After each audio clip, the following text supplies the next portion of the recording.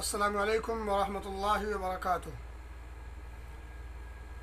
الحمد للہ رب العالمین والصلاة والسلام علی سید الانبیاء والمرسلین نبینا محمد وعلی آلہ واصحابہ اجمعین، اما بعد۔ قال اللہ تعالی اعوذ باللہ من الشیطان الرجیم قل للہ الشفاعة جميعا، وقال أيضا وإذا مسكم الضر في البحر ضل من تدعون إلا إياه۔ معزز سامعین و ناظرین، بھائیوں اور دوستوں اور عزیز ساتھیوں، 8ویں درس میں آپ کے سامنے کچھ شکوک اور ان کے ازالے کتاب و سنت کی روشنی میں کیے گئے، اور چلتے چلتے آخر میں بات شفاعت کے تعلق سے آئی تھی۔ میرے بھائیوں اور دوستوں، آج کا یہ 9واں درس یہیں سے شروع ہوگا کہ شفاعت برحق ہے، اس میں کوئی شبہ نہیں، کیونکہ یہ قرآن و حدیث سے ثابت ہے۔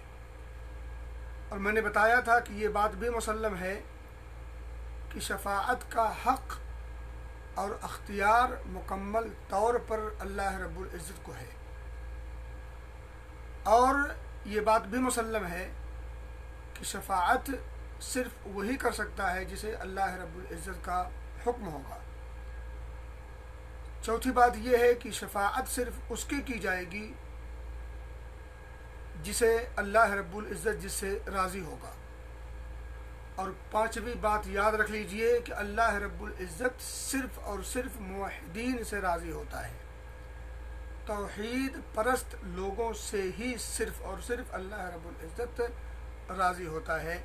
معلوم یہ ہوا کہ توحید پرست ہی سفارش کریں گے اور توحید پرستوں کی ہی سفارش ہوگی۔ میرے بھائیوں اور دوستوں، یہاں تک تو بات آپ کے سامنے رکھی جا چکی تھی، جس کو میں نے آخری بات کا نچوڑ آپ کے سامنے رکھ دیا ہے۔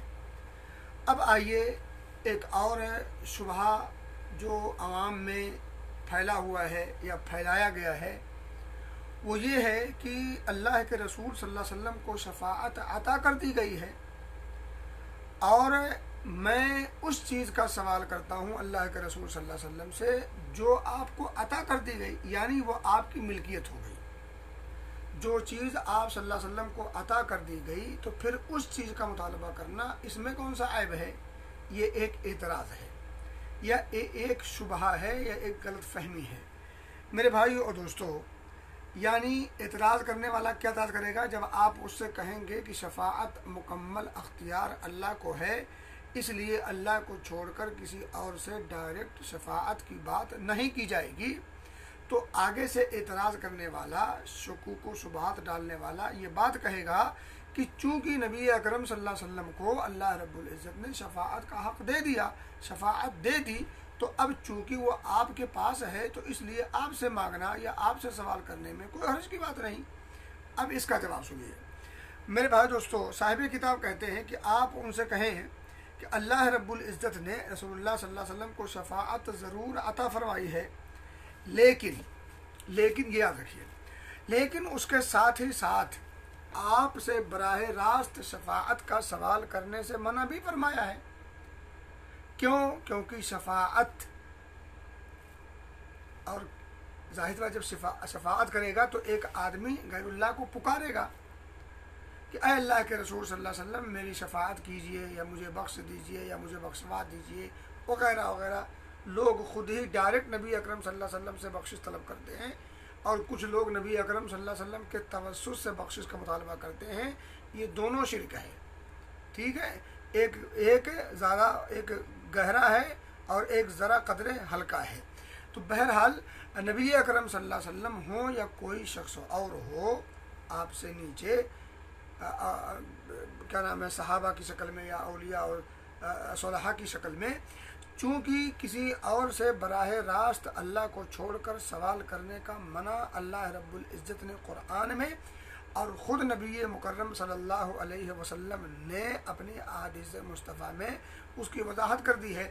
تو ایک طرف یہ بات جہاں معلوم ہوتی ہے کہ شفاعت آپ کو دے دی گئی، لیکن دوسری طرف یہ بات بھی معلوم ہوتی ہے کہ اللہ رب العزت نے قرآن میں، نبی مکرم صلی اللہ علیہ وسلم نے اپنی احادیث مصطفیٰ میں اللہ کو چھوڑ کر کسی اور سے براہ راست سوال کرنے سے منع کیا ہے۔ فلا تدعوا مع اللہ احدا، اللہ کے ساتھ کسی اور کو احدا، کسی اور کو بھی پکارا نہیں جا سکتا۔ اللہ نے منع کر دیا کہ مت پکارو اللہ کو چھوڑ کر کسی اور کو۔ تو ظاہر سی بات ہے جب آپ اللہ سے دعا کرتے ہو تو وہ اپنے نبی کو تمہارے بارے میں شفاعت کرنے کی اجازت دے دے۔ اب ایک انسان اللہ رب العزت سے دعا کر رہا ہے کہ اے اللہ تو اپنے نبی کو اجازت دے دے میری شفاعت کا۔ تو اس آیت کریمہ میں جو بھی آپ کو بتائی گئی ہے کہ اللہ کی، اس میں کیا ہوا کہ اس میں بھی یہی ہے کہ اللہ کی اطاعت کرو اور اس کے ساتھ کسی اور کو نہ پکارو۔ تو کسی اور کو نہ پکارو، تو ایک تو یہ ہے کہ اللہ کی اطاعت کرنی ہے اور اس کے ساتھ کسی کو نہیں پکارنا ہے۔ تو اللہ رب العزت کی ایک بات تو آپ نے مان لی کہ اللہ رب العزت نے نبی پاک صلی اللہ علیہ وآلہ وسلم کو شفاعت دی ہے، تو یہ تو آپ کے سمجھ میں آ گیا، یہ بات مان لی۔ لیکن اللہ رب العزت نے اپنے ساتھ کسی کو شریک ٹھہرانے سے منع کیا ہے۔ اس بات کو ماننا یا یہ بات سمجھ میں کیوں نہیں آتی؟ اس بات کو بھی ماننا چاہیے اور یہ بات بھی سمجھ میں آنی چاہیے۔ میرے بھائی دوستو، دوسری بات یہ ہے، پہلی بات سمجھ میں آ گئی کہ جس ذات نے شفاعت کا حق دیا ہے اسی ذات نے شرک سے منع کیا ہے۔ تو شفاعت کا حق دینے کی وجہ سے اگر شفاعت مانگا جا رہا ہے تو شفاعت دینے والے نے اپنے علاوہ کسی اور سے مانگنے سے منع بھی کیا ہے۔ تو پھر اس آیت کریمہ اور اس دلیل کی روشنی میں اللہ کے رسول صلی اللہ علیہ وسلم سے براہ راست شفاعت مانگی نہیں جا سکتی، البتہ دعائیں کی جا سکتی ہیں کہ اے اللہ تو نبی پاک صلی اللہ علیہ وسلم کو میرے سلسلے میں شفاعت کرنے کی اجازت دے دینا، اے اللہ مجھے نبی اکرم صلی اللہ علیہ وسلم کی شفاعت سے محروم نہ رکھنا۔ اس طرح کی دعائیں آپ اللہ سے براہ راست کر سکتے ہیں، لیکن نبی اکرم صلی اللہ علیہ وسلم سے براہ راست کہ اللہ کے رسول صلی اللہ علیہ وسلم مجھے اپنی شفاعت سے محروم نہ کرنا، مجھے شفاعت دے دینا، یہ شرک ہے۔ میرے بھائی دوستو، دوسرا جواب دیتے ہیں، کہہ رہے ہیں دوسری بات یہ کہ نبی اکرم صلی اللہ علیہ وسلم کے علاوہ دوسروں کو بھی شفاعت کا حق دیا گیا ہے۔ اللہ رب العزت نبی اکرم صلی اللہ علیہ وسلم کے علاوہ فرشتوں کو بھی شفاعت کا حق دے گا، اسی طرح سے دیگر مومنین کو بھی شفاعت کا حق ملے گا۔ اسی طرح سے وہ بچے جو بلوغت سے پہلے وفات پا جاتے ہیں ان بچوں کی بھی سفارش اللہ انہیں موقع دے گا اور وہ سفارش کریں گے، ان کی سفارش قبول ہوگی۔ تو ملائکہ کو بھی سفارش کا حق ملے گا، دیگر مومنین کو بھی جو ہے جن کو اللہ چاہے گا انہیں شفاعت کا سفارش کا حق دے گا۔ اور جو چھوٹے بچے ہیں جو بلوغت سے پہلے، صحیح مسلم وغیرہ میں حدیثیں موجود ہیں، تو جو چھوٹے بچے بلوغت سے پہلے جو وفات پا چکے ہیں انہیں بھی اللہ رب العزت شفاعت کا حق دے گا۔ اب یہ جو ہے صاحب کتاب کہہ رہے ہیں کہ چنانچہ صحیح احادیث سے ثابت ہے کہ ملائکہ، اولیاء اور چھوٹے بچے بھی شفاعت کریں گے۔ اب سوال یہ ہے کہ کیا تم یہ کہہ سکتے ہو کہ چونکہ اللہ نے انہیں شفاعت عطا کی ہے اس لیے میں ان سے شفاعت طلب کروں گا؟ کہ کیا کوئی شخص کسی ملائکہ سے شفاعت طلب کرتا ہے؟ کوئی کرے گا؟ دیگر مومنین کو بھی اللہ رب العزت شفاعت کا حق دے گا، تو کیا آج دیگر مومنین سے شفاعت طلب کر سکتے؟ کوئی کرے گا؟ کوئی کرتا ہے؟ نہ کر سکتا ہے، نہ کرتا ہے، نہ کرے گا۔ اسی طرح سے چھوٹے بچے جو وفات پا جاتے ہیں بلوغت سے پہلے انہیں بھی شفاعت کا حق ملے گا۔ تو کیا آج چھوٹے بچے جو وفات پا چکے ہیں ان سے کوئی سفارش طلب کرتا، کوئی شفاعت طلب کرتا؟ کوئی کیا ہے؟ کوئی کرے گا؟ نہ کیا ہے، نہ کرتا ہے، نہ کرے گا۔ میرے بھائی دوستو، اگر شفاعت اللہ کے رسول صلی اللہ علیہ وسلم کو دے دی گئی تو اللہ کے رسول صلی اللہ علیہ وسلم سے شفاعت کا سوال ہمیں کرنا چاہیے ڈائریکٹ، تو پھر اللہ رب العزت اور دیگر لوگوں کو بھی شفاعت کا حق اور موقع دے گا، تو دیگر لوگوں سے شفاعت ہم ڈائریکٹ کیوں نہیں کرتے، تو ہمیں کرنا چاہیے۔ اب صاحب کتاب کہتے ہیں کہ چونکہ اللہ نے انہیں شفاعت عطا کی ہے اس لیے میں ان سے شفاعت طلب کروں گا، یہ سوال ہے۔ آگے کہتے ہیں کہ اگر کہتے ہو کہ ہاں تو یہی صالحین کی عبادت کرنا ہے۔ اگر کوئی شخص اس بنیاد پر، چونکہ اللہ نے شفاعت ان سب کو دینی ہے، شفاعت کا حق موقع، تو اگر اس بنیاد پر اگر کوئی شخص ان سے ڈائریکٹ شفاعت طلب کرتا ہے، سفارش کرتا ہے، اور اگر ان سے سوال کیا جائے، مشرکین جو نام نہاد مسلمان ہیں، ان مشرکین سے جو اس طرح کی باتیں کرتے ہیں یا اس طرح کے اعتقاد رکھتے ہیں، اس طرح کی سوچ اور فکر رکھتے ہیں، اگر ان سے یہ سوال کیا جائے تو ظاہر سی بات ہے دو باتیں ہوں گی، یا تو وہ کہیں گے کہ اللہ کے رسول کے علاوہ دیگر سے ہم سوال نہیں کر سکتے، تو ظاہر سی بات ہے تو جب سب نہیں کر سکتے، جب ان سے نہیں کر سکتے انہیں بھی حق دیا گیا ہے، تو پھر ان سے بھی نہیں کر سکتے انہیں بھی حق دیا گیا ہے۔ اگر حق دینے کی وجہ سے نبی پاک سے سوال کر سکتے ہیں تو حق دینے کی وجہ سے دیگر مومنین، چھوٹے بچوں اور فرشتوں سے بھی یہ سوال بھی کرنا چاہیے۔ اور اگر وہ کہتے ہیں کہ ہاں کر سکتے ہیں تو اسی کا نام ہے صالحین کی عبادت۔ صالحین کی عبادت یہی ہے، اور اسی کو آپ کو بتایا گیا ہے شروع میں کہ جو ہے قوم نوح کے جو صالح بندے تھے، ان کے مجسمے کو بنا کر کے لوگ ان کے پاس جاتے تھے اور ان کے فریاد کرتے تھے اور ان سے سفارش کیا کرتے تھے، ان کو بطور وسیلہ بطور واسطہ پکارا کرتے تھے، تو یہی تو عبادت ہے صالحین کی۔ اسی سے شریعت نے روکا ہے، اور یہی غلو ہے، یہی سبب ہے توحید میں دخل اندازی کا سب سے پہلا اور خطرناک پہلو ہے۔ تو سب سے پہلا اور خطرناک پہلو صالحین کے بارے میں غلو کرنا، اور صالحین کے بارے میں غلو کرنا ہی صالحین کی عبادت ہے، جو شرک کہلاتا ہے۔ کہہ رہے ہیں صاحب کتاب کہ اگر کہتے ہو ہاں تو یہی صالحین کی عبادت کرنا ہے جس کا اللہ تعالیٰ نے قرآن مجید کے اندر تذکرہ فرمایا ہے، اور اگر کہتے ہو نہیں تو تمہارا یہ قول بھی اپنے آپ باطل ہو جاتا ہے کہ اللہ نے رسول اللہ صلی اللہ علیہ وسلم کو شفاعت عطا کی ہے، اس لیے میں اس عطا کی گئی چیز کا آپ سے سوال کرتا ہوں۔ اگر اس بنیاد پر نبی اکرم صلی اللہ علیہ وسلم سے سوال جائز ہے کہ چونکہ اللہ نے انہیں شفاعت عطا کی ہے، تو پھر اور دیگر لوگوں سے سوال کرنا جائز ہوگا، حالانکہ اس بات کو کوئی نہیں مانتا۔ میرے بھائی دوستو، دوسری بات کہہ رہے ہیں کہ صالحین کی پناہ ڈھونڈنا شرک ہے۔ صالحین کی، اب یہ دوسرا پہلو آ گیا، صالحین کی پناہ ڈھونڈنا، یعنی صالحین بزرگان دین، اب وہ اصلی ہوں یا نقلی، اصلی کو ہم مانتے ہیں لیکن اسی حد تک جس حد تک شریعت نے گنجائش دی ہے، ان کی ہم تعظیم کرتے ہیں، ان سے محبت کرتے ہیں، ان سے پیار کرتے ہیں، ان کی عظمت کو بچا لاتے ہیں، ان کے مقام و مرتبے کو ہم مانتے ہیں، وہ اللہ کے محبوب پسندیدہ ہیں، برگزیدہ ہیں، ان تمام چیزوں کو ہم مانتے ہیں، البتہ الوہی صفات ان کے اندر نہیں پائی جاتی، اس لیے ہم وہ کام نہیں کرتے جو الوہی جس کا تعلق عبادات سے ہو۔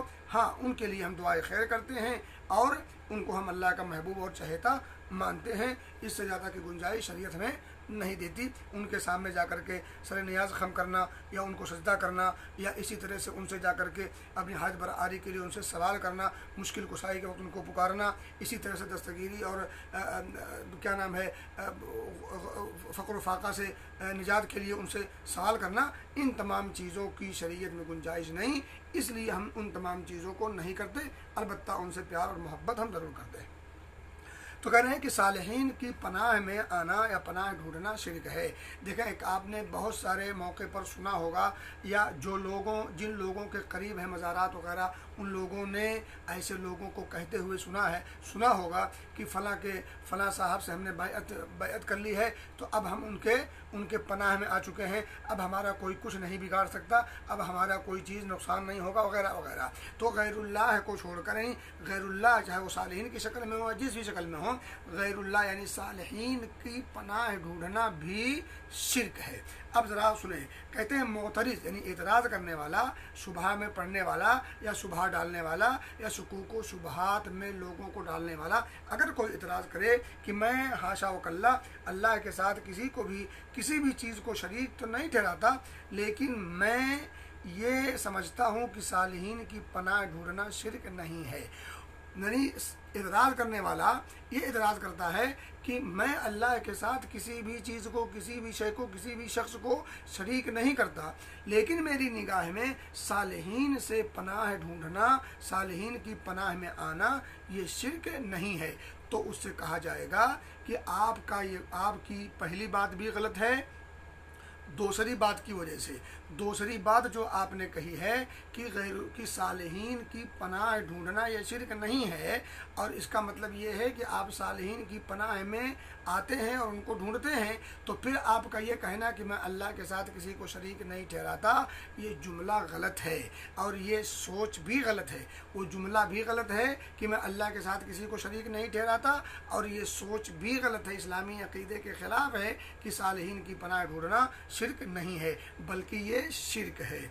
अब देखें, कह रहे हैं कि आप उससे कहें कि तुम इस बात का इकरार करते हो कि अल्लाह ताला ने शिरक को ज़िना से भी बढ़कर हराम करार दिया है, यानी शिरक ज़िना से भी ज़्यादा ख़तरनाक है, ज़िना से भी ज़्यादा भयानक है, ज़िना से भी ज़्यादा जो है बढ़ करके इसकी हुर्मत पर किताब व सुन्नत ने वज़ाहत की है और उस पर निशानदही की है। यानी किताब व सुन्नत ने ज़िना से बढ़ करके शिरक की हुर्मत को वाज़ेह किया है।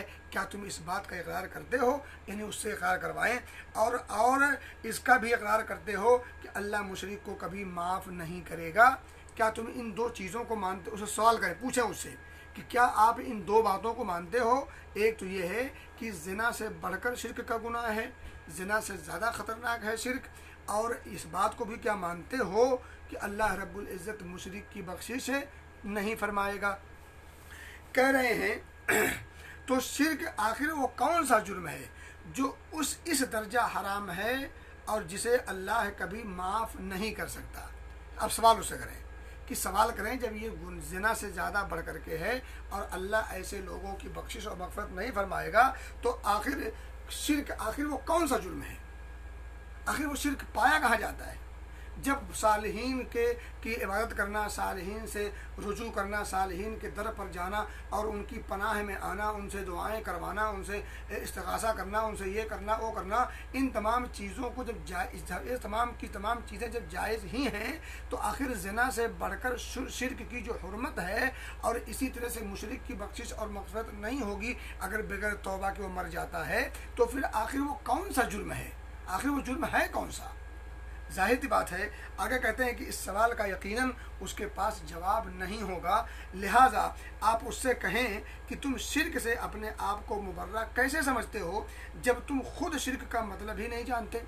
यानी जब शिरक का मतलब नहीं समझते हो तो फिर शिरक से अपने आप को अपनी ज़ात को अलग थलग कैसे मान सकते हो जब तुम्हें शिरक का पता ही नहीं कि शिरक कहते किसे हैं। क्यों? और हकीकत यह है कि इन विचारों को शिरक का सही माना और मफ़हूम समझ में न आया है और न समझाया गया है।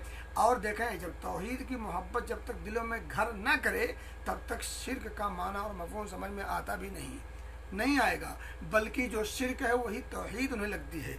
तो बहरहाल साहिब किताब कहते हैं, बड़ा अच्छा जो है एक सवाल और जवाब उठाया है, आप यकीन करें समझने की चीज़ है। कह रहे हैं कि इस सवाल का यकीनन उसके पास जवाब नहीं होगा, लिहाजा आप उससे कहें कि ये शिरक तुम शिरक से अपने आप को कैसे मुबर्रा समझते हो जब तुम खुद शिरक का मतलब भी नहीं जानते हो। ये क्यों कर हो सकता है कि अल्लाह ताला कोई चीज़ हराम करार दे? ये कैसे हो सकता है? ये क्यों कर हो सकता है कि कोई चीज़ अल्लाह हराम ठहराए और ये कहे कि मैं उसे कभी माफ़ नहीं कर सकता? यानी उस जुर्म का मुजरिम अगर आ जाए तो मैं उसे माफ़ नहीं कर सकता, और तुम उस चीज़ के बारे में ना जानो और ना दरियाफ्त करो, और तुम्हें उस चीज़ का पता भी नहीं है और उस चीज़ का पता करना भी नहीं चाहते हो। क्या ये समझते हो कि अल्लाह ने बस ये हराम यूँ ही ठहरा दिया है और उसको बयान नहीं फरमाया?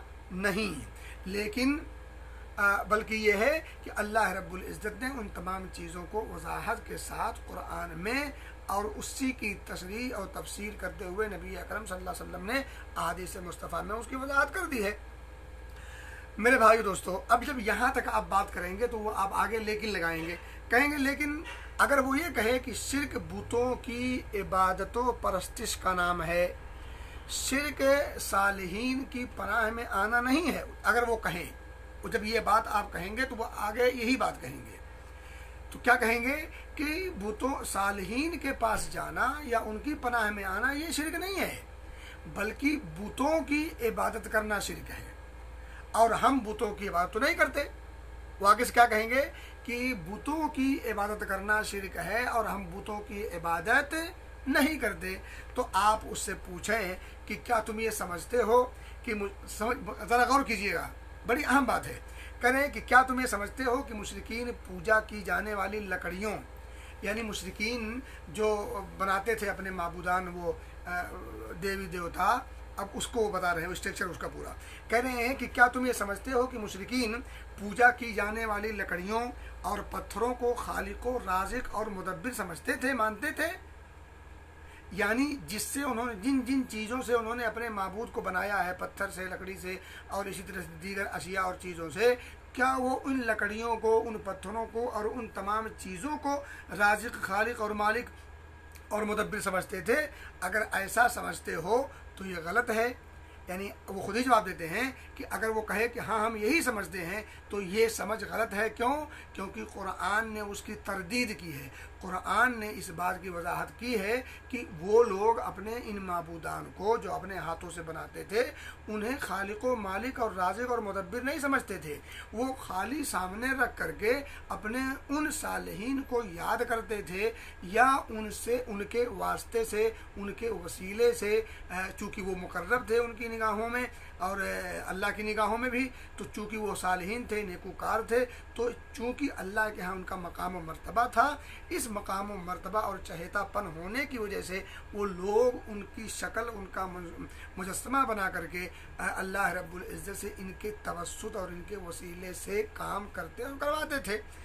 अच्छा, कहते हैं कि और अगर कहे कि शिर्क ये है कि इंसान लकड़ियों, पत्थरों, कब्रों पर बनी हुई इमारतों वगैरह का रुख करे, उन्हें पुकारे, उनके लिए जानवर ज़बह करे और ये अकीदा रखे कि ये हमें अल्लाह के करीब कर देते हैं, अपनी बरकत से हमारी परेशानियां दूर कर देते हैं और हमारी मुरादें पूरी कर देते हैं, तो आप इसके जवाब की तायीद करें और बता दें कि पत्थर और मज़ारों पर जाकर जो काम तुम लोग अंजाम देते हो वो भी यही काम है, वो भी यही है। यानी मुशरिकीन मक्का अपने बुतों के सामने जो दरअसल उनके सालिहीन के स्टैचू हुआ करते थे, उनके सामने उमूमन ऐसा होता था, और पत्थर के भी होते थे, यानी यूं ही बगैर किसी साले की वो यूं ही पत्थर के बुत बना करके पूजते थे और सालिहीन की शक्लों का मुजस्समा बना करके भी पूजा करते थे। दोनों तरह की बातें मिलती हैं, दोनों तरह के जो है मुशरिकीन आपको मुशरिकीन अरब में से मिलेंगे। तो आगे वो कह रहे हैं कि अब या तो वो कहेंगे कि ये जो ठाठ है और जो लकड़ियाँ हैं और जो ये पत्थर हैं, इन तमाम चीज़ों के बारे में जो गुफ्तगू हो चुकी, अब वो कहें, अगर दूसरी बात कहें कि इंसान अगर लकड़ियों को, पत्थरों को, कब्रों पर बनी हुई इमारतों वगैरह का रुख करे, यानी उसी की तरफ जाए, उनकी तरफ वहाँ पहुँचे, ठीक है, और उनके लिए जानवर ज़बह करे, यानी उन पत्थरों का जो बने हुए हैं, जो मूर्ति की शक्ल में है या जो है कब्र की शक्ल में है, जिस भी शक्ल में है, अगर उनके पास जाता है और उनके लिए जानवर ज़बह करता है और ये अकीदा रखता है कि ये हमें अल्लाह के करीब कर देते हैं, अपनी बरकत से हमारी परेशानियां दूर कर देते हैं, अपनी बरकत से हमारी परेशानियां दूर कर देते हैं और हमारी मुरादें पूरी करते हैं, तो आप उसके जवाब की तायीद करें और ये बता दें कि पत्थरों और मज़ारों पर जाकर जो काम तुम लोग अंजाम देते हो वो भी यही है। इस तरह गोया उसने इस बात का इकरार कर लिया कि इसका फेल ही बुतों की इबादत है। गोया कि अब वो दबे लफ्ज़ों में मानने पर मजबूर हो गया कि ये जो काम अंजाम दिए जाते हैं उनके पास जा कर के اب وہ چاہے بت کی شکل میں ہوں، چاہے وہ صالحین کے مجسمے کی شکل میں ہوں، اور چاہے وہ آج کے اولیاء جو قبروں میں پڑے ہیں ان کے مزاروں کی شکل میں ہوں، اگر ایک انسان وہاں جاتا ہے اور وہاں جا کر کے ان کے لیے جانور ذبح کرتا ہے، ان سے مرادیں پوری کروانے کے لیے پکارتا ہے، اور یہ سمجھتا ہے کہ وہ اپنی برکت سے ہماری مرادوں کو بھی پوری کریں گے، ہمارے مصائب و مشکلات کو بھی حل کریں گے، اللہ سے ہمیں قریب بھی کر دیں گے، اگر یہ تمام کے تمام چیزوں کا وہ اقرار و اعتراف کرتا ہے تو پھر ان کے اس عمل میں اور ان کے اس عمل میں کوئی فرق نہیں، یہ دونوں انجام دونوں کام سیم ہیں، انجام بھی ہو بہو ہوگا۔ کہہ رہے ہیں یہی اس کا فعل ہی تو بتوں کی عبادت ہے، یعنی یہ اقرار کر لینا، اس بات کو مان لینا، یہی اس کا اقرار کر لیا کہ اس کا فعل ہی بتوں کی عبادت ہے۔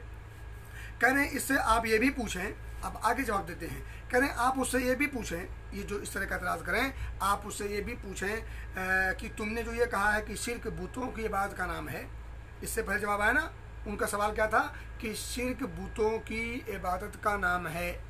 کہہ رہے ہیں آپ اسے دوبارہ پوچھئے کہ آپ نے جو یہ مانا ہے، جو کہا ہے کہ شرک بتوں کی عبادت کا نام ہے، تو اس سے آپ کی مراد کیا ہے؟ اگر تم یہ سمجھتے ہو کہ شرک بتوں کے ساتھ خاص ہے، اگر آپ یہ سمجھتے ہو کہ شرک بتوں کے ساتھ خاص ہے، بزرگوں کو پکارنا، ان پر بھروسہ کرنا شرک میں داخل نہیں ہے، تو یہ سوچ، یہ بات بھی غلط ہے۔ قرآن مجید نے ہر اس شخص کو کافر قرار دیا ہے جو فرشتوں کو پکارا کرتے تھے، جو حضرت عیسیٰ علیہ السلام کو پکارا کرتے تھے، جو حضرت مریم علیہ السلام کو پکارا کرتے تھے، یا بزرگوں سے لو لگاتے تھے، یا ان کے ساتھ ایسا تعلق قائم رکھتے تھے، ان تمام کے تمام کو بھی قرآن نے کافر اور مشرک گردانا ہے۔ تو یہ کہنا کہ صرف بتوں کی عبادت ہی شرک ہے، یہ بات درست نہیں ہے۔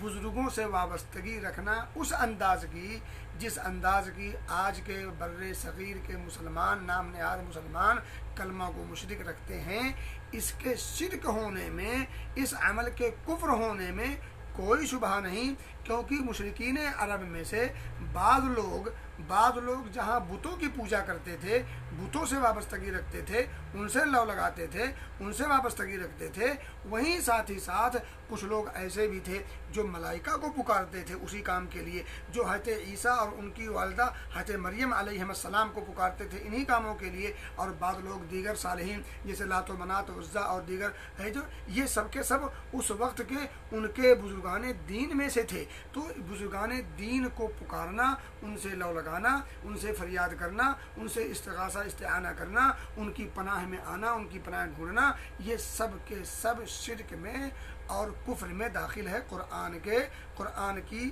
آیت کے پس منظر میں۔ اب میرے بھائی دوستو، آئیے ایک اسٹیپ اور آگے چلتے ہیں، بات سمجھنے کی کوشش کیجئے گا، اور میں سمجھتا ہوں کہ اس میں مزید اب کچھ کہنے کی ضرورت نہیں، حالانکہ میں بہت ڈیٹیل گفتگو نہیں کر رہا ہوں، نہایت ہی مختصر گفتگو ہو رہی ہے، حالانکہ ایک سوال، ایک اعتراض پر مکمل ایک لمبا درس ہو سکتا ہے، لیکن نہایت ہی اختصار سے تب بھی بات لمبی ہو جاتی ہے اور بات آگے نکل جاتی ہے۔ بہرحال کہہ رہے ہیں کہ اب یہ شخص لازمی طور پر اس بات کا اقرار کرے گا کہ اللہ کی عبادت میں کسی بھی نیک شخص کو شامل کرنا ہی شرک ہے، جس کا قرآن مجید میں تذکرہ ہے۔ اب دیکھیں، اگر اللہ رب العزت نے اس کے دل میں کچھ توحید کی خوبو رکھی ہوگی اور اللہ کی توفیق اسے مل چکی ہوگی، توحید کا کچھ رمق اس میں ہوگی، تو اب وہ یہ سمجھ چکا ہوگا کہ واقعتاً نیک لوگوں کو اللہ کی عبادت میں شامل کرنا ہی شرک ہے، کیونکہ قرآن میں بہتیری آیات میں اس کا تذکرہ ہے، جیسا کہ آپ کے سامنے بہتیری آیات ذکر کی گئی ہیں، کچھ مفصل ذکر کی گئی ہیں، کچھ اشارتاً ذکر کی گئی ہیں۔ تو کہہ رہے ہیں کہ اب لازمی طور پر وہ شخص یہ سمجھ جائے گا کہ بزرگان دین کو اللہ کی عبادت میں شریک کرنا ہی شرک ہے، اور شرک کا آغاز اور شروعات یہیں سے ہوا تھا۔ صالحین کے بارے میں غلو کیا اور غلو کرتے کرتے پھر ان سے پکارنا شروع کر دیا، یہیں سے شرک کا اس دھرتی پر آغاز ہوا ہے۔ تو دراصل شرک ہے ہی صالحین سے وابستگی رکھنا اور لو لگانا اس انداز سے जिस अंदाज से अल्लाह रब्बुल इज़्ज़त से लौ लगाया जाता है, जिस अंदाज की ताज़ीम और मोहब्बत अल्लाह से की जाती है, उस तरह की ताज़ीम और मोहब्बत और उस तरह का लौ लगाना अगर सालिहीन से है तो फिर ये शिरक है। इसके शिरक होने में कोई शुबा नहीं। कुरान के दलाइल बिल्कुल वाज़ेह और जग ज़ाहिर हैं। आगे कहते हैं कि इस मसले का राज ये है, अब ये समझ जाएगा ना, ये समझ जाएगा कि मुशरिकी सालिहीन को अल्लाह की इबादत में शरीक करना शिरक है। अब इसको वो समझा रहे हैं, कह रहे हैं कि इस मसले का राज ये है कि जब कोई शख्स ये कहे कि मैं अल्लाह के साथ शिरक नहीं करता तो आप उससे कहें कि शिरक की वजाहत करो। अगर कहे कि मैं अल्लाह के सिवा किसी की इबादत नहीं करता, अगर वो कहे शिरक, पहले तो शिरक की वजाहत को उसे मांगें, अब वो तो जाहिर बात शिरक की वजाहत तो करेगा नहीं, तो आगे उससे पूछें कि ठीक है, अगर कहे कि मैं अल्लाह के सिवा किसी की इबादत नहीं करता, दो बातें हैं। एक तो ये है कि मैं अल्लाह के साथ किसी को शरीक नहीं करता, एक अलग मसला है। दूसरी बात यह है कि मैं अल्लाह के सिवा किसी और की इबादत नहीं करता, अल्लाह के अलावा किसी और की इबादत नहीं करता, ये एक अलग जुमला है। तो आप कहें तो कहने हैं, तो आप कहें कि एक अल्लाह की इबादत का क्या मतलब है। जब वो ऐसे कहे तब सवाल करें शिरक का क्या मतलब है। जब वो यूँ कहे कि मैं अल्लाह के सिवा किसी और की इबादत नहीं करता, तो आप कहें भाई अल्लाह की इबादत का मतलब क्या है, उसका मफहूम क्या है, ज़रा वो बता दो। तो अब आगे वो लिखते हैं, करें उसने अगर कुरान मजीद के मुताबिक एक अल्लाह की इबादत का मतलब बयान कर दिया तो ठीक है भाई, यही हमें मतलूब और मकसूद है, ये तो हमारी मन की बात है, मनशा की बात है, कुरान हदीस के मुताबिक है तो कोई बात नहीं, हम भी मान लेंगे। लेकिन अगर कहे कि मैं नहीं जानता, तो आप उससे पूछें कि तुम इस चीज़ का दावा कैसे करते हो जिसका मतलब ही नहीं जानते। जिस चीज़ का मतलब जानते नहीं, फिर उस चीज़ का दावा कैसे कर सकते हो। आपको नहीं पता मक्का किधर है, मदीना किधर है, तो आप किसी को मक्का और मदीना की निशानदेही कैसे कर सकते हो। और फिर अगर कोई कहे नहीं मक्का मदीना इधर नहीं इधर है, तो आप लड़ भी सकते हो, नहीं लड़ सकते, क्योंकि आपको खुद पता नहीं। जिस चीज़ का आपको इल्म नहीं, जिस चीज़ का आपको पता नहीं, तो उस चीज़ के बारे में आप दावा नहीं कर सकते। कह रहे हैं कि पहली बात तो यह है कि अगर वो इकरार करे कि मैं शिरक नहीं करता, तो उसको उससे शिरक का माना पूछ लीजिए। और अगर कहे कि मैं अल्लाह के अलावा किसी की इबादत नहीं करता, तो इबादत का माना मफहूम पूछ लीजिए। अगर वो इबादत का माना और मफहूम बताए और वो कुरान और हदीस के मुताबिक हो तो ठीक है, यही मतलूब और मकसूद है, तो कोई मसला नहीं। और अगर वो कहता मैं नहीं जानता, तो आप उससे पूछें भाई आप इस चीज़ का दावा क्यों करते हैं जिस चीज़ का इल्म आपको खुद नहीं है, जिसका मतलब आप खुद नहीं जानते हैं। और अगर उसने गलत मतलब बयान किया, और अगर वो मतलब बयान करे और मतलब वो गलत हो, दुरुस्त और सही न हो, तो शिरक बिल्लाह और इबादत असनाम के सिलसिले में जो कुरानी आयात हैं उन्हें पढ़कर सुनाइए, बताइए उसे अब आप खुद बताइए कि इबादत किसे कहते हैं और शिरक किसे कहते हैं, तौहीद का माना और मफहूम उसे अब आप समझाइए। अगर वो गलत बयानी करे तो ठीक है। और कहते हैं कि ये बेआईनी ही वही चीज़ें हैं जो हमारे ज़माने में लोग कर रहे हैं, और एक अल्लाह की इबादत ही, अब वो अपने आप के बारे में कह रहे हैं कि एक अल्लाह की इबादत ही वो जुर्म है, वो जुर्म है जिसकी लोग हमें सज़ा दे रहे हैं और हमारे ख़िलाफ़ अपने साबिक़ा मुशरिक भाइयों की तरह चीखते और चिल्लाते हैं, अजअल आलिहता इलाहन वाहिदा। वो जो मुशरिकीन अरब थे, वो लोग कहते कि सारे माबूदान को छोड़कर सिर्फ एक अल्लाह तुमने बना दिया और बाकी लोगों को तुमने किनारे लगा दिया। और आज के जो कलमा गो मुशरिक हैं, जब उन्हें तौहीद की दावत दी जाए, शिरक से उन्हें डराया जाए और आगाह मुतनब्बे किया जाए प्यार और मोहब्बत की वजह से, इस्लामी अखुवत और भाईचारगी की वजह से, उन्हें जहन्नम से बचाने के लिए, अल्लाह की कुर्बत हासिल कराने के लिए, अगर उनसे ये प्यार और मोहब्बत के साथ तौहीद की दावत दी जाए, तो आगे कहेंगे ये बुजुर्गान दीन, ये सालिहीन, ये औलिया, तुम इनको नहीं मानते, तुम इनकी तौहीन करते हो, तुमको इनसे मतलब नहीं, इनसे प्यार नहीं, इनसे उनसियत और लगाव नहीं।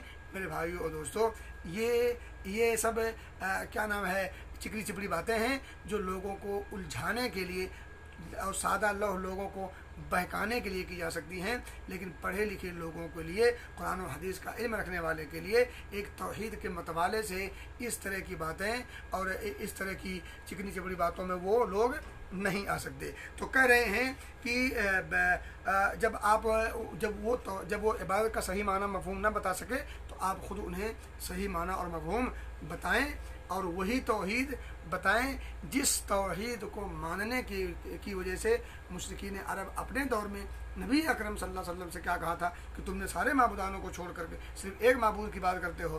آج کے مشرک بڑے دھڑلے سے ساتھ یہ بات کہتے ہیں کہ تم تو تمام جو ہے اولیاء اور صالحین کا انکار کرتے ہو۔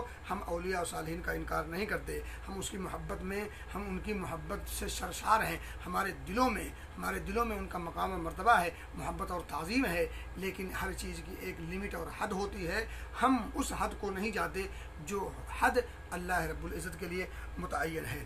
آگے انہوں نے ربوبیت کا اقرار اور الوہیت کا انکار، اس پر بڑی مفید گفتگو کی ہے، آپ ذرا غور کریں۔ کہہ رہے ہیں یہ معلوم ہو جانے کے بعد کہ ہمارے دور کے مشرکین، ذرا اب یہاں خصوصی توجہ دیجیے گا، کہہ رہے ہیں اب جب گفتگو ہو گئی تو یہاں سے اب ایک نئے انداز میں گفتگو کر رہے ہیں۔ کہہ رہے ہیں یہ معلوم ہو جانے کے بعد، یہ بات معلوم ہو جانے کے بعد کہ ہمارے دور کے مشرکین جسے اعتقاد کہتے ہیں، یعنی عقیدے کی باتوں کو اعتقاد کہتے، توحید کو اعتقاد کہتے ہیں، یہ وہی شرک ہے۔ مشرکین جسے اعتقاد کہتے ہیں یہ وہی شرک ہے جس کے بارے میں قرآن نازل ہوا اور رسول اللہ صلی اللہ علیہ وسلم نے لوگوں سے جس پر قتال کیا، یعنی قرآن میں جو آیتیں نازل ہوئی ہیں وہ انہی چیزوں کی مخالفت میں نازل ہوئی ہیں جن کو وہ لوگ اعتقاد کہتے ہیں، اور وہ اعتقاد ان کے ہاں کیا ہے؟ یعنی اعتقاد کا مطلب یہ ہے کہ بزرگان دین سے وابستگی رکھی جائے، ان سے لو لگایا جائے، ان کے پاس جایا جائے، ان سے ایک گونا تعلق ہو، ان کی تعظیم اور ان کی محبت ہو، اور یہ تعظیم اور محبت کا وہ انداز ہو جو انداز اللہ رب العزت کے ساتھ ہوتا ہے، تو اسی کو وہ اعتقاد کہتے ہیں۔ حالانکہ اسی چیز کا انکار قرآن مجید میں اللہ رب العزت نے اس وقت کیا، اور نبی اکرم صلی اللہ علیہ وسلم نے ایسے اعتقادیوں سے باقاعدہ جنگ کیا، قتال کیا، لڑائی کی۔ اور یہ بھی جانتے چلیں کہ پہلے لوگوں کا شرک، غور کیجیے گا، توجہ دیجیے گا، پہلے لوگوں کا شرک ہمارے دور کے لوگوں کے شرک سے دو وجہ سے کمتر ہے۔ ان کا شرک کمتر ہے دو وجہ سے، آج کے دور کے مشرکین سے۔ آج کے کلمہ گو مشرکین کا جو شرک ہے یہ 2 درجہ بڑھا ہوا ہے، ان کا 2 درجہ کم تھا۔ اب اس کی یہ وضاحت کر رہے ہیں، میں نے اس میں تھوڑی سی اشارہ میں نے شروع میں کہیں کیا ہے، کسی درس میں نے اس کا اشارہ کر دیا ہے، لیکن اب ذرا اس کو تھوڑا سا ڈیٹیل سمجھیے، اور واقعی میں اگر یہ سمجھا لے گیا تو میرا خیال یہ ہے کہ بہت سارے مسائل حل ہو جائیں گے۔ اب ذرا اس میں تھوڑی سی تفصیل صاحب کتاب نے بھی رکھی ہے، اور میں سمجھتا ہوں کہ اس کو تفصیل سے جان ہی لیا جائے اور اسی پر بات ختم کر دی جائے گی انشاءاللہ۔ کہہ رہے ہیں کہ پہلے لوگوں کا جو شرک تھا وہ شرک 2 درجہ کم تھا آج کے دور کے مشرکین کے شرک سے، یعنی آج کے دور کے مشرکین 2 قدم آگے ہیں اس دور کے مشرکین سے، یعنی مشرکین عرب سے یہ لوگ 2 قدم آگے ہیں۔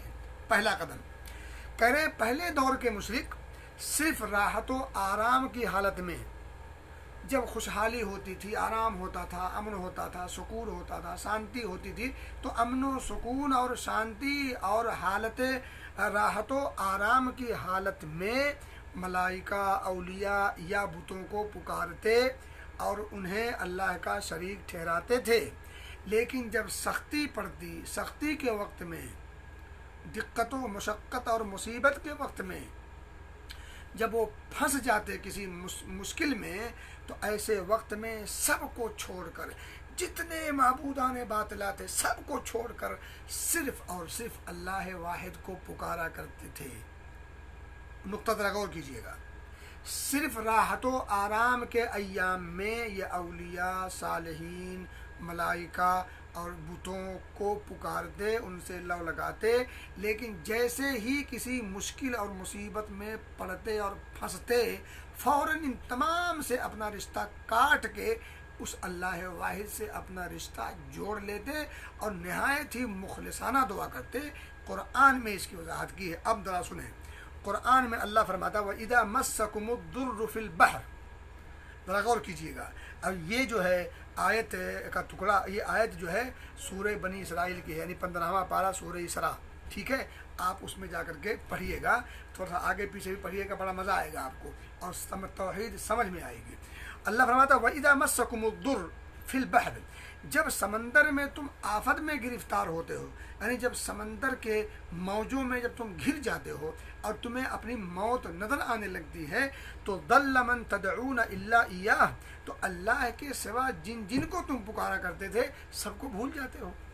اللہ یاد دلا رہا ہے کہ تم جس طرح سے مصائب و مشکلات میں مجھے یاد کرتے ہو، اپنے ان معبودان باطلا کو بھول جاتے ہو، چھوڑ دیتے ہو، تو دیگر مواقع پر عام حالات میں تم ان کو چھوڑ کر اللہ سے لو کیوں نہیں لگاتے.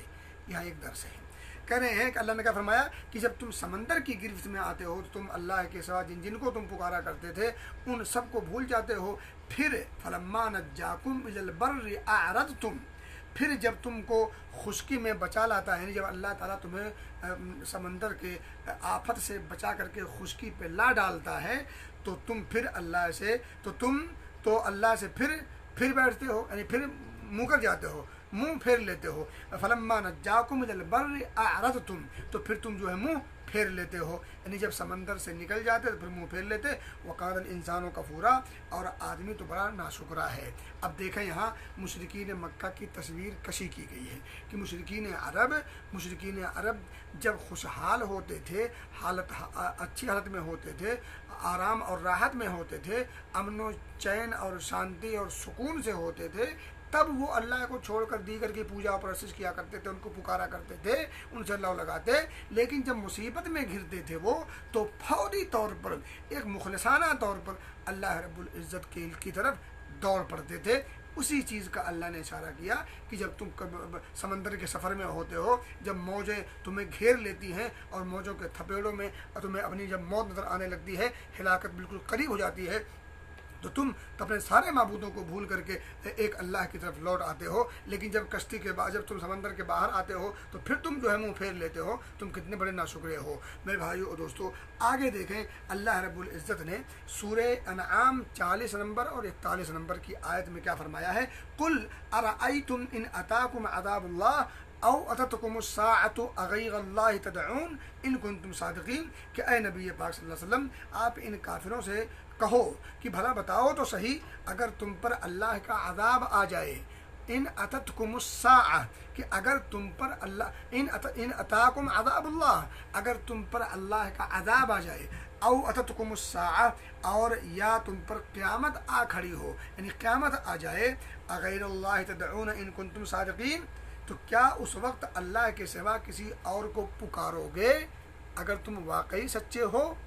یعنی اگر تم واقعی غیر اللہ کے پکارنے میں سچے ہو تو کیا عذاب کے وقت یا قیامت کے قائم ہو جانے کے وقت تم اللہ کو چھوڑ کر کسی اور کو پکارو گے؟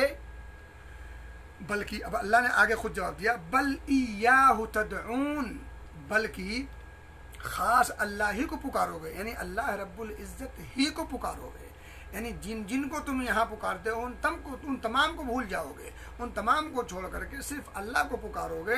اور پھر اگر وہ چاہے گا تو اس مصیبت کو جس کے لیے تم پکارتے ہو دور کر دے گا. یعنی اللہ چاہے گا تو اس مصیبت کو دور کر دے گا، اور جن کو تم نے اس کا شریک بنایا تھا ان سب کو بھول جاؤ گے، تو پھر تم ان سب کو بھول جاؤ گے. اب دیکھیں یہاں کس چیز کا اشارہ ہوا کہ یہ لوگ مصیبت میں جب پھنستے ہیں تو پھر یہ اللہ ہی کو یاد کرتے ہیں. یہ مشرکین عرب کی بات ہو رہی ہے. آگے دیکھیں یہ جو میں نے سورہ انعام کی آیت نمبر 40 اور 41 بیان کی ہے، اب میں پڑھ رہا ہوں سورہ زمر کی آیت نمبر 8 ہے. اللہ فرماتا وَإِذَا مَسَّ الْإِنسَانَ ضُرٌّ دَعَا رَبَّهُ مُنِيبًا إِلَيْهِ، کہ جب آدمی کو کوئی تکلیف پہنچتی ہے تو اپنے دل سے اپنے مالک کی طرف رجوع کرتا ہے. دل سے منیباً الیہ، دل سے اس کی طرف رجوع کرتا ہے، اس کی طرف لوٹتا ہے. کس کی طرف؟ اللہ کی طرف. وَإِذَا کب؟ جب اسے مصیبت پہنچتی ہے، جب اسے تکلیف پہنچتی ہے. یعنی جب تکلیف پہنچتی ہے تو دل سے اپنے مالک کی طرف رجوع کر کے اس کو پکارتا ہے. ثُمَّ إِذَا خَوَّلَهُ ضُرٌّ دَعَا رَبَّهُ، اپنے رب کو پکارتا ہے. اب یہاں وہ نہیں لگاتا کوئی وسیلہ. جب وہ پھنس جاتا ہے جب اٹک جاتا ہے تو پھر اس کو وسیلہ نہیں یاد آتا. میں غیر مشرکوں کی بات کر رہا ہوں. میں یہ مشرکوں کی بات ہو رہی ہے، مشرکین عرب کی. مشرکین عرب جب تکلیف میں پہنچ جاتے، تکلیف میں پڑتے، تو پھر اللہ رب العزت کو ڈائریکٹ پکارتے. دعا ربہ منیبا الیہ، اس کی طرف دل سے رجوع کرتے ہوئے اس کو پکارتے. اب ان کو وسیلہ سمجھ میں نہیں آتا، اب ان کو وسیلے کی ضرورت نہیں پڑتی. کب؟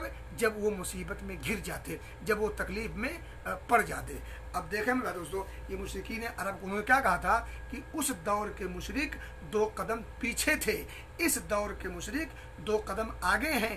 پہلا قدم وہ سمجھا رہے ہیں، پہلا قدم یہ ہے کہ وہ لوگ یعنی مشرکین عرب، پہلے والے مشرکین جو کلمہ بھی نہیں پڑھتے تھے، بغیر کلمہ والے مشرک، وہ 2 قدم پیچھے تھے.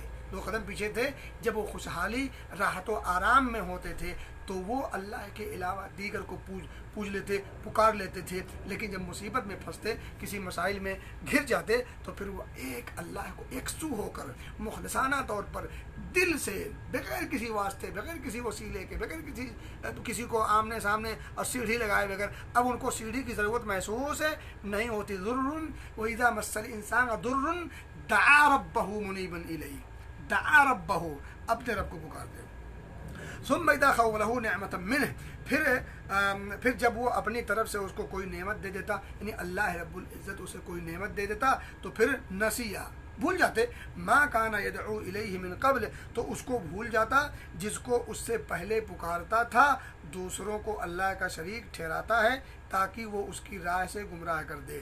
میرے بھائی دوستو، یہاں بھی آپ نے دیکھ لیا کہ مشرکین مکہ، مشرکین عرب جو بتوں کے پجاری تھے، یا صالحین کے پجاری تھے، یا ملائکہ کے پجاری تھے، یا انبیاء اور اولیاء اور صالحین کے پجاری تھے، وہ لوگ آرام کی حالت میں تو ان کو پکارتے تھے، لیکن مصیبت میں جب گھرتے تو پھر ایک اللہ کے علاوہ ان کی سمجھ میں اور کچھ نہیں آتا. اپنے دیگر تمام معبودان باطلہ کو ایسے چھوڑ دیتے جیسے کبھی ان سے ان کا کوئی ربط و ضبط تھا ہی نہیں، کوئی رشتہ، کوئی تعلق نہیں تھا. اور حقیقت یہ ہے کہ مشرکین کا غیر اللہ کے ساتھ جن کو شریک ٹھہراتے ہیں، غیر اللہ کے جن کو وہ شریک ٹھہراتے ہیں، ان کا اور ان سے کوئی تعلق نہ یہاں ہے حقیقت میں، نہ وہاں ہوگا کوئی حقیقت میں.